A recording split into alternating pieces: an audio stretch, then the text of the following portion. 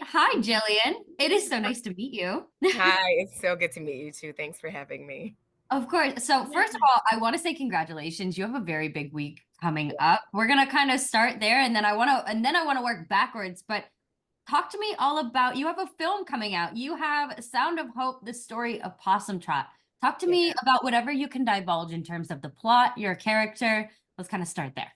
Sure. So yes, this has been 2 years in the making. We actually shot 2 years ago, and we did some pickup shots last year, and so finally it's coming to theaters nationwide. Sound of Hope: The Story of Possum Trot is the story of it's the true story of this small community in a town called Possum Trot, Texas. Where this church community, led by Bishop Martin and First Lady Donna Martin, basically get this word where they are supposed to adopt these foster children. So they gather 22 members of the community and adopt 77 of the hardest to place children in the foster care system, pretty much wiping out the foster care crisis in their town. So I play Diane, who's the first lady's sister, and I'm the first one to adopt. She's actually a single mom who adopts three boys, like adolescent boys. And, they're all rural, very little means, very little money, but they have huge hearts and so much love. And it was just, I was just really humbled to play this woman who I actually got to meet in real life. They brought them to set. They brought the whole congregation to set, and that was my first time having that particular experience. So a little bit of pressure because I really wanted to live up to this, amazing grand narrative that they had that they all achieved together. And so hopefully I did her justice and the story justice. And I think people are really going to be moved when they see it. That's incredible. I love that you were able to actually meet the person. From an acting standpoint, I feel like acting is very cathartic, but I feel like there's also an element of catharsis that comes along when you have the ability to step into somebody else's story and like portray them and obviously articulate their story for them.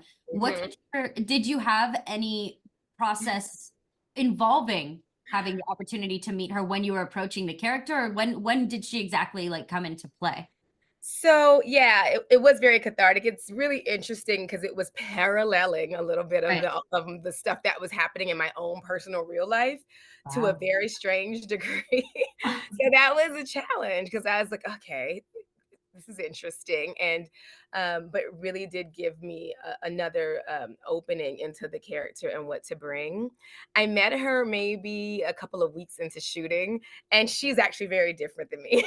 She's actually, and they had a joke. They were like, "You're so much like the other sister," because they were 18 siblings. And yeah, incredible. So they pretty much made up this town, right?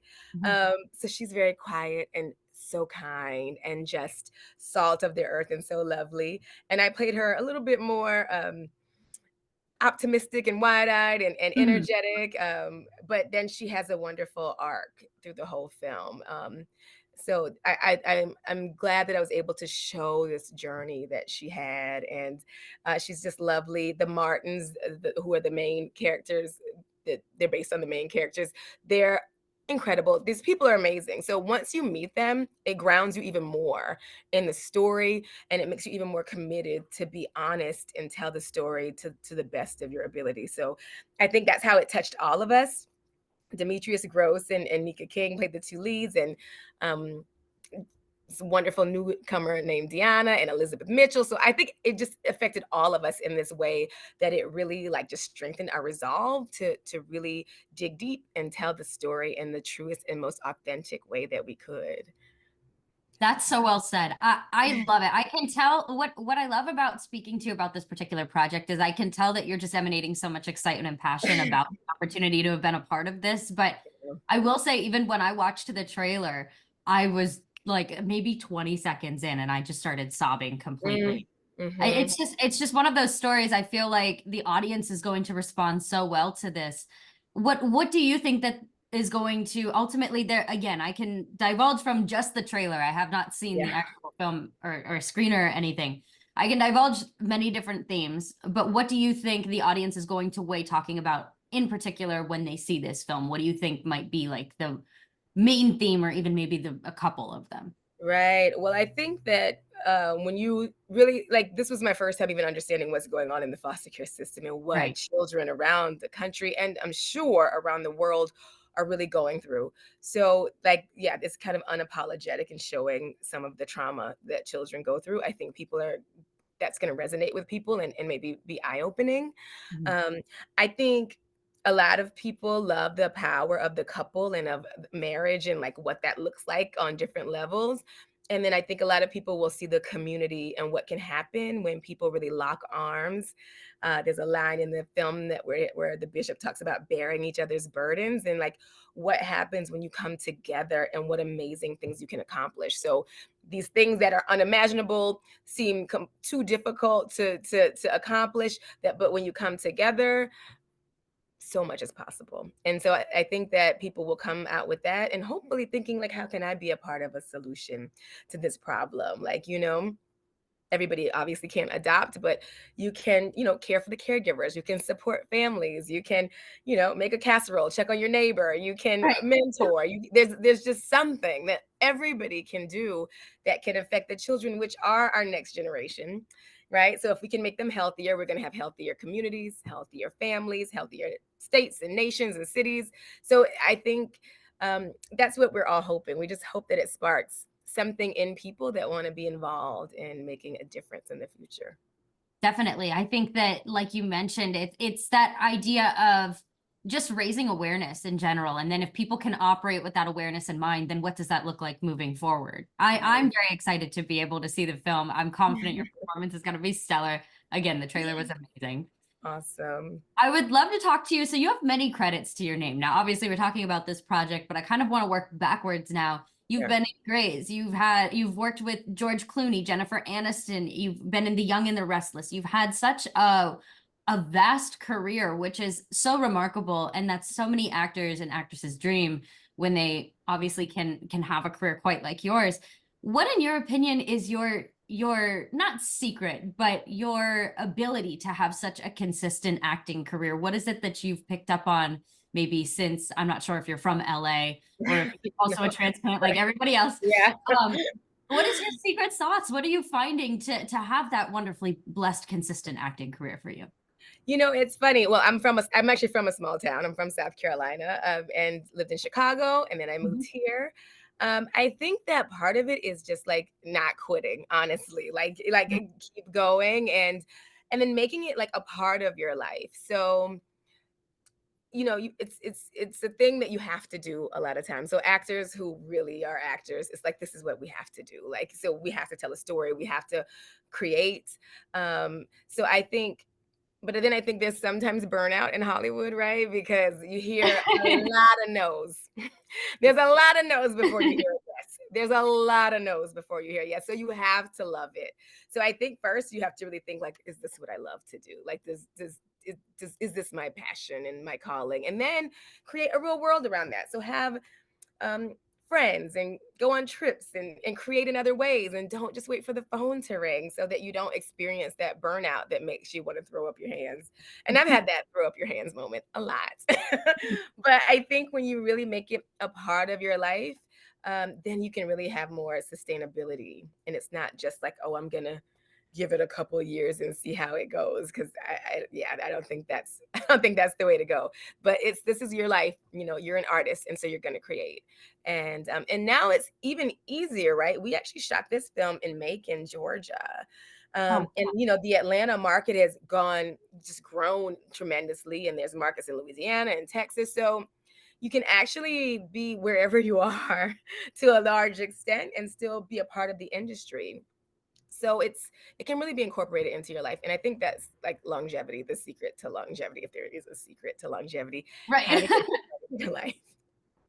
You also have a master class. And I think Mm, that that's very interesting because I think that it's one thing, obviously, to pursue acting, but I think it's another thing. And I think it also, if there ever is a light that starts to dim while you're getting, lost in the mix of audition after audition, and then a callback and a no, and then a yes, yes, and then a no, no, whatever the pattern might be. I think the fact that you've developed a master class as well is really interesting because that might come in and continue to keep that spark alive. Talk to me about what the process looked like in developing mm. that and and any details, obviously, as to where people can join in? Right.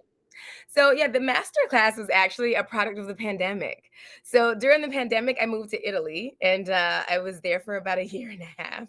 And That's I was nice. like, yeah, really nice. And I was like, I really like it here. How can I stay? How can I function here? So, like at the time, there was Clubhouse that was huge. I don't know if you remember that, and we're like in Oh, the office, yes. right?